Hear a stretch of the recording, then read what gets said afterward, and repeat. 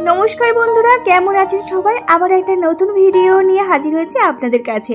আজকে আমি দেখাবো বাড়িতে কিভাবে হোমমেড স্যালাক্স বানাবেন। আজকে আমি আপনাদের রাইস হোমমেড স্যালাক্সটা বানিয়ে দেখাচ্ছি। তো এখানে আমি 250 মতো চাল নিয়েছি, এটাকে আমি ওয়াশ করে নেব। তবে আমি এখানে ওয়াশ করেছি কিন্তু 6 থেকে 7 বার। আমি কিন্তু 7 বারই ওয়াশ করেছি, কারণ এখানে কিন্তু আর্সেনিক থাকে, মানে চালের মধ্যে কিন্তু আর্সেনিক মেশানো থাকে। তাই বাচ্চাদের জন্য এটা যেহেতু বাচ্চা খাবে, সেই কারণে কিন্তু বারবার ভালো করে ধুয়ে নিতে হবে।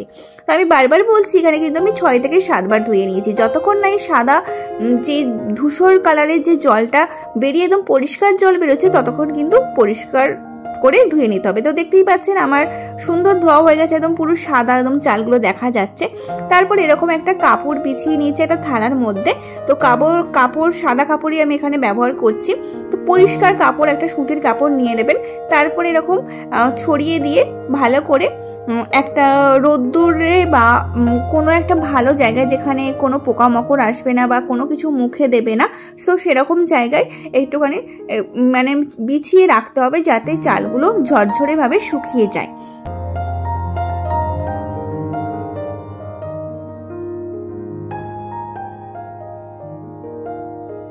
চাল থেকে যখন জলটা একদমই শুকিয়ে গেছে এবং চালটা যখন ঝরঝরে হয়ে গেছে, তখন আমি গ্যাস ওভেনে একটা প্যানে হালকা করে এটা ড্রাই রোস্ট করে নিতে হবে। তবে কিন্তু এটা বেশি ভাজা যাবে না, বেশি ভাজলে কিন্তু চাল থেকে যে চাল ভাজা হয় সেটা কিন্তু হয়ে যাবে। যেহেতু চালটা ভেজানো হয়েছিল, তো হালকা একটুখানি ড্রাই রোস্ট করে নিয়ে একটা মিক্সি জারে নিয়ে এটা আমি গ্রাইন্ড করে নেব, মানে গুঁড়ো করে নেব চালটাকে।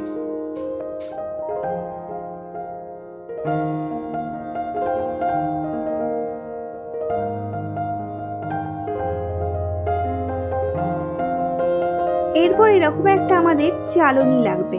তো দেখতেই পাচ্ছেন একদম সরু দানা যে চালনিগুলো হয়, সেগুলো আমি এখানে নিয়েছি।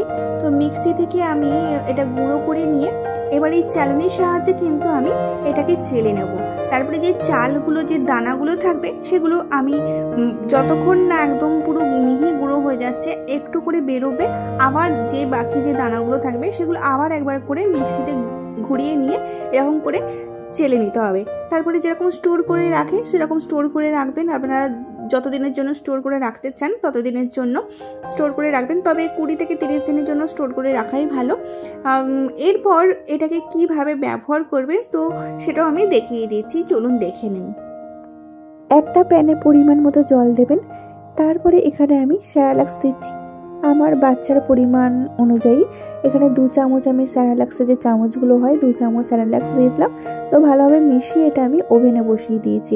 এটা কিন্তু অনবরত রকম নাড়তে হবে। তারপরে দেখবেন যখন একদম স্মুথ, একদম পাতলা এরকম ঘন একটা ব্যাটার তৈরি হয়ে গেছে, ব্যাটারের মতো ঠিক এটা দেখতে লাগবে হোয়াইটের ওপরে। তো তখন এটা আপনি গ্যাস থেকে নামিয়ে একটা পাত্রে ঢেলে ঠান্ডা করে এটা দুধের সঙ্গেও মিশিয়ে খাওয়াতে পারেন, বা এটা এরকমই শুধু খাওয়াতে পারেন।